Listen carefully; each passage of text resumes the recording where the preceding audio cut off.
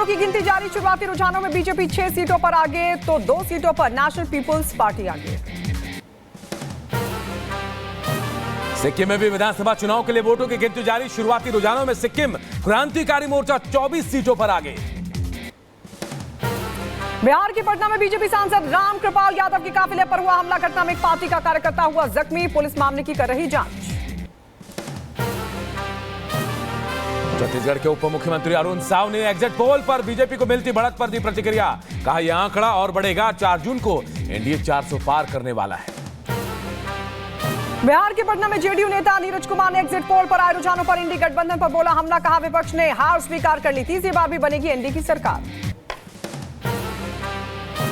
BJP नेता Shaina NC ने किया जीत का दावा। कहा बीजेपी जीत की ओर बढ़ रही है, वो भी पीएम मोदी के नेतृत्व में। विपक्ष पर भी शाइना ने हमला बोला। कांग्रेस नेता भक्त चरण दास ने किया जीत का दावा। कहा कांग्रेस ने कई सीटों पर अच्छी लड़ाई लड़ी है, उन सीटों पर जीत करेंगे हासिल। जम्मू कश्मीर बीजेपी अध्यक्ष रविंद्र रैना ने एग्जिट पोल पर जताई खुशी। कहा कश्मीर से कन्याकुमारी तक रिकॉर्ड तोड़ मतदान हुआ। 4 जून को फिर से तीसरी बार मोदी होंगे प्रधानमंत्री। एग्जिट पोल पर उद्धव गुट के नेता आनंद दुबे का बयान। कहा इंडी गठबंधन 295 से ज्यादा सीटें जीत रहा, नतीजे सबको चौंका देंगे। रिपब्लिक भारत मैट्राइज के एग्जिट पोल में फिर मोदी सरकार। एग्जिट पोल में एनडीए को भारी बहुमत 353 से 368 सीट मिलने का अनुमान। इंडी गठबंधन को 118 से 133 सीट, जबकि अन्य को 43 से 48 सीट मिलने की संभावना। यूपी, बिहार, बंगाल समेत कई राज्यों में एनडीए का पलड़ा भारी। यूपी में एनडीए को 74, पश्चिम बंगाल में 21 से 25 सीटें मिलने का अनुमान। बिहार में इंडी को लगा तगड़ा झटका।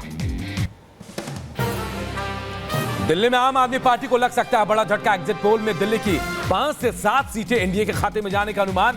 उत्तराखंड में भी एनडीए 4 से 5 सीटें जीतती नजर आ रही है। राजस्थान, पंजाब, हरियाणा और छत्तीसगढ़ में भी एनडीए को अच्छे आंकड़े मिलने का अनुमान। पंजाब में आप, हरियाणा में कांग्रेस को हो सकता है भारी नुकसान। राजस्थान में कमल खिलने के आसार। दक्षिण भारत में भी मोदी लहर का कमाल। कर्नाटक, आंध्र प्रदेश, तेलंगाना में बीजेपी को बढ़त। तमिलनाडु और केरल में खुलेगा बीजेपी का खाता। एग्जिट पोल आने के बाद प्रधानमंत्री मोदी का इंडी गठबंधन पर हमला। पोस्ट कर लिखा अपने अपने वंशों की रक्षा करना इनका मकसद।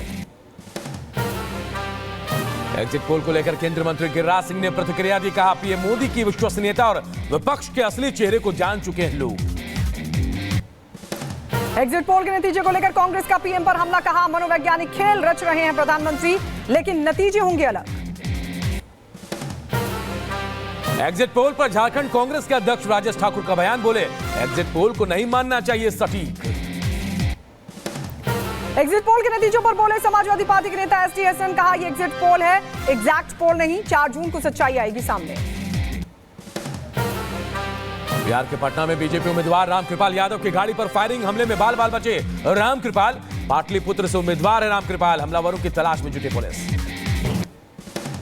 मसौड़ी में अपने जख्मी कार्यकर्ता से मिलने के लिए पहुंचे थे रामकृपाल। इस दौरान 2 अज्ञात लड़कों ने की फायरिंग। मामले की छानबीन कर रही है पुलिस। बीजेपी ने लालू के खिलाफ चुनाव आयोग में दर्ज कराई शिकायत। वोट डालते समय आदर्श आचार संहिता के उल्लंघन का आरोप।